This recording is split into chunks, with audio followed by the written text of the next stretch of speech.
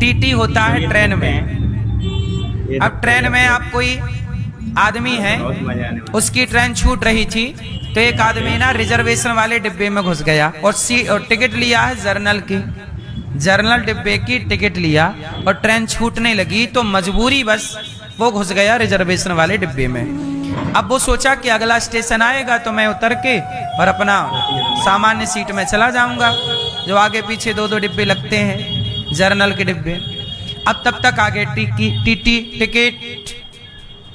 Ticket उसने दिखाई, journal की टिकट। अच्छा, जर्नल की टिकट लेके और रिजर्वेशन वाले डिब्बे में बैठा, चल 500 रुपए निकाल, फाइन।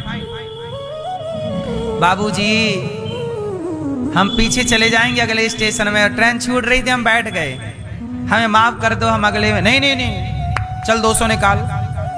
अब वो ठहरा बेचारा मजदूर आदमी, गरीब आदमी, महीने 2 महीने बाद घर जा रहा है दीपावली में कि चलो बच्चों के लिए कुछ, बाप पहुंचेगा बच्चों के पास, कुछ खाने को ले जाएगा, उसके लिए तो 100-200 बहुत बड़ी बात होती है, 500 रुपए बहुत बड़ी बात है सामान्य आदमी के लिए, गरीब आदमी के लिए। अब बताओ ये टीटी बोला नहीं तुम 200 दो या 500 दो, अब बताओ ये टीटी 200 रुपये उस गरीब आदमी से ले लिया, और ये 200 रुपये टीटी ले जाएगा, और उस 200 रुपये का यदि अपने बच्चों को टॉफी भी खिलाएगा टीटी, तो उसके बच्चे वो टॉफी पचा पाएंगे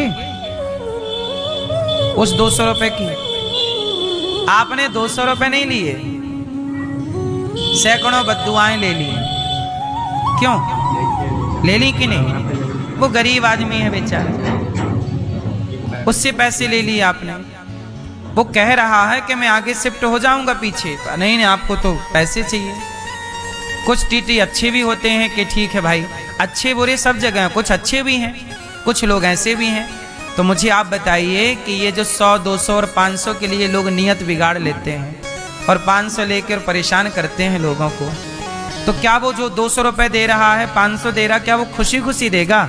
रो के देता है बेचारा। क्या करके देता है?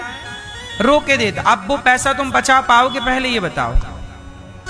इसलिए पैसे ही कमाओ साहब, बद्दुआएं ना कमाओ, क्योंकि ये बद्दुआएं याद रखना, मैं क्या बोलूं आपको, आप समझदार हैं। जितने लोग बेईमानी करते हैं, 1000, 2000, 5000, 100, 200 रुपया की नियत डुलाते रहते हैं, इनके परिवार में जाके देखना, इनके बच्चे, इनकी पत्नी, इनका परिवार बहुत परेशान है।